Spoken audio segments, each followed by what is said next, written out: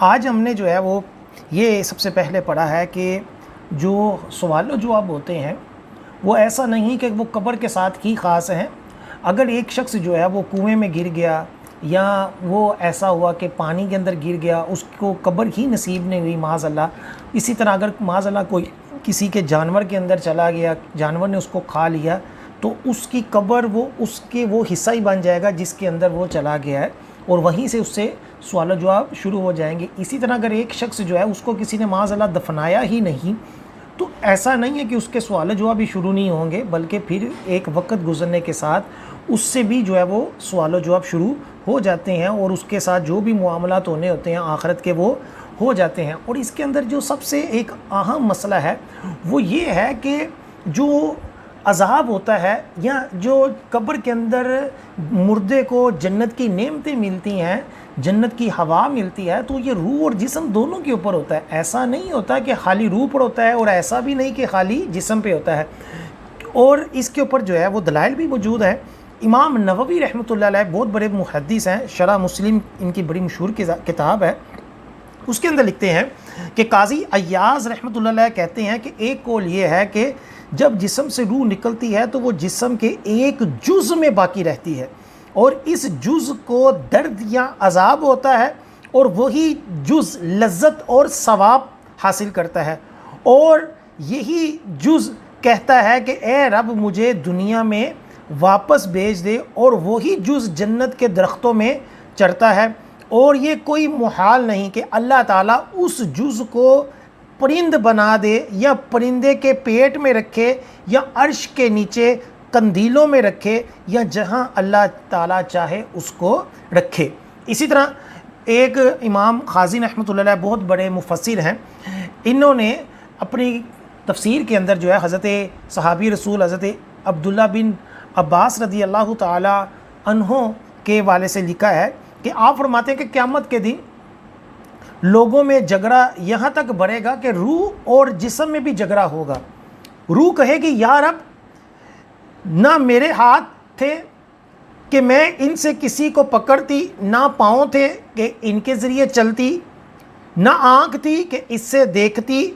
تو میرا قصور کیا ہے؟ میں تو جسم کی محتاج تھی، میرے اپنے تو اعضاء ہی کوئی نہیں تھے۔ اور جسم کہے گا یا رب، تو نے مجھے لکڑی کی طرح پیدا کیا، نہ میں ہاتھ پکڑ سکتا تھا، نہ پاؤں سے چل سکتا تھا، نہ آنکھ دیکھ سکتی تھی۔ جب یہ روح جو ہے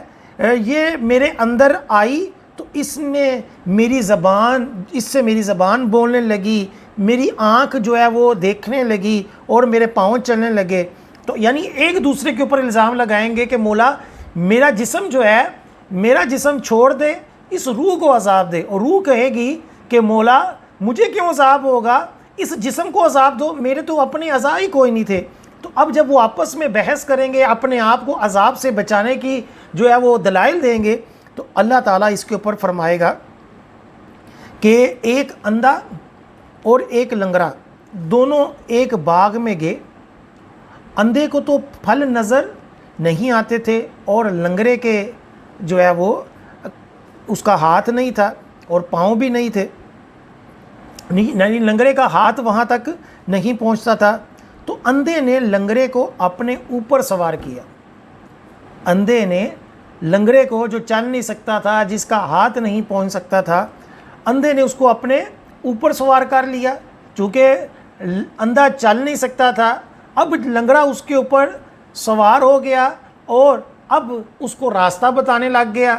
اور جو تھا لنگڑا وہ اس کے اوپر سوار ہو کر اس نے وہ پھل توڑے، اور دونوں جو تھے وہ اس پھل کو کھانے لگے۔ تو اللہ تعالیٰ اس مثال کو دے کر کہے گا کہ روح اور جسم تم دونوں کے اوپر عذاب ہوگا۔ تو اس سے بھی پتہ چلا کہ روح اور جسم دونوں کے اوپر عذاب ہوتا ہے، ایسا نہیں کہ خالی روح کے اوپر ہوتا ہے، اور ایسا نہیں کہ خالی جسم کے اوپر ہوتا ہے۔ روح اور جسم کا جو ہے وہ ایک تعلق ہوتا ہے، اور ایسا بھی نہیں کہ جسم اگر ختم ہو گیا ہے تو ہمیں نظر نہیں آ رہا تو شاید ہم سمجھیں کہ یار یہ تو اب جسم ہی نہیں رہا۔ جسم بالکل نہیں ختم ہوتا، جسم کا کچھ نہ کچھ ذرہ، جس کو یہاں لکھا ہوا ہے کہ عجب الذنب کہا جاتا ہے، یہ ہر وقت موجود ہوتا ہے۔ اگر ایک قبر جو ہوگی اس کے اندر کچھ شے بھی نہ ہو، لیکن یہ حصہ ضرور اس کے اندر ہوگا، اور یہ بہت ہی باریک دوربین سے ہی دیکھنا ممکن ہے، ورنہ اس کو دیکھنا ممکن نہیں ہے۔ لہٰذا اگر قبر کے اندر کچھ نظر نہیں آتا تو ایسا نہ سمجھا جائے کہ اس کا جسم ہی نہیں ہے، جسم ہے، اور اسی جسم کے اوپر مکمل جسم قیامت والے دن اللہ تعالیٰ بنائے گا، اور پھر اس کے اوپر جو ہوگا وہ دوبارہ قیامت والے دن جو ابھی حساب کتاب ہوگا تو روح اور جسم کے اوپر عذاب ہوگا۔ قبر کے اندر بھی ہوگا اور آخرت میں بھی ہوگا۔ قبر کے اندر بھی روح اور جسم دونوں ہی جنت کے مزے لیتے ہیں، اور آخرت کے اندر بھی روح اور جسم کے ساتھ ہی جو بندہ ہوگا وہ جنت میں جائے گا۔ ابھی قبر کے اندر بندہ جنت میں نہیں جاتا نا، جسم کے ساتھ بندے کی روح جنت کے مزے لیتی ہے، لیکن جسم جو ہوتا ہے وہ قبر کے اندر ہی رہتا ہے۔ لیکن قیامت والے دن بندہ اپنے جسم اور اپنی روح دونوں کے ساتھ پھر جنت کے مزے لے گا۔ اللہ تعالیٰ ہم سب کو یہ نعمت جو ہے وہ قیامت والے دن عطا فرمائے۔ السلام علیکم۔